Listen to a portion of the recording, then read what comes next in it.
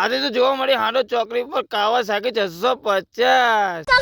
So hello guys, good morning, welcome back to my mini blog. આજે આપણે જઈએ છીએ હાંડો ચોકડી પેટનો કાળો પૂરવા હારો. સફરમાં લાગી ગઈ હતી ભૂખ એટલે ભાઈબંધનો કાળો ઘોડો ઉઠાવી નીકળી પડ્યા હતા આપણે હાંડો ચોકડી બાજુ. થોડાક સમયમાં પહોંચી ગયા હાંડો અને ડુંગળીને દાળ ચાવલ ઉપર નાખીને પ્રેઝન્ટેશન કરી નાખ્યું છે અને પહેલી બાઈટ બનાવી છે આપણે. ફટાફટ પેટનો ખારો પૂરીને પહોંચી જશે આપણે આપણી વાઈફ હારું શોપિંગ કરવા માટે. આપણે આદમી બૈરોની શોપિંગ કરતા આવડે ને, અને મારા ભાઈ સાચું કહો ને તો મેં કોઈ બૈરા માટે પહેલી વાર શોપિંગ કરવા આવ્યો છે. 4-5 મંગળસૂત્ર જોયા પણ મારા બેટા એક હરખા જ દેખાય.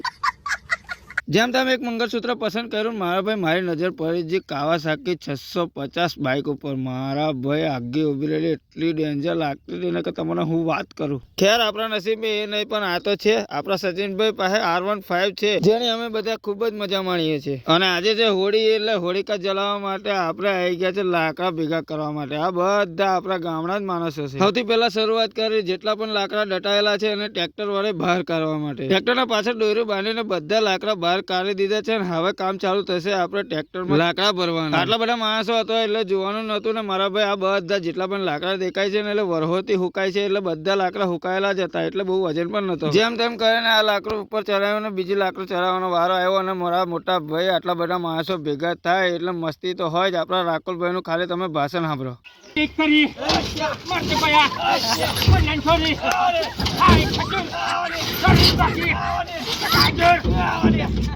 એના પછી વારો આવ્યો તમારા ભાઈનો ને એક જ ઝાટકે લાકડું નાખી દીધું છે ને બની જશે પુષ્પા.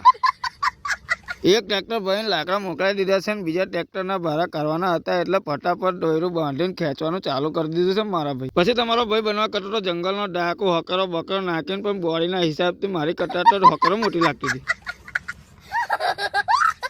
પેલા બધોને કીધું એ તમે એ મોટું લાકડું નાખી દો, મેન ભલો ભાઈ તેને આવ્યું લાકડું નાખી દઈશું. બનવા જતો તો બાહુબલી બની જો ગંગોટેલી. ભલા ભાઈ તો ઉચકી લીધું પણ મારથી તો ઉચકાયું ના.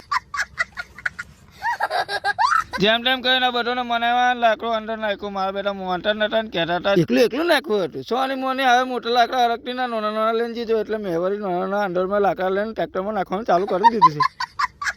અહીંયા આપણું કામ થાય છે પૂરું, એટલે ભલાભાઈ 2 ટાયર વાળી R15 લઈને નીકળી પડ્યા છે ઘર તરફ. એટલે આપણે કમ થોડી છે, અહીંયા 2 ટાયર વાળી લઈને જઈશું તો અમે 6 ટાયર વાળી લઈને જઈશું. અને આ વિડીયો આપણે અહીંયા જ સમાપ્ત કરીએ છીએ. જો પાર્ટ 2 દેખવો હોય તો ફટાફટ આપણે આઈડીમાં પહોંચી જાઓ, બીજો વિડીયો આપણે નાખી દીધો છે.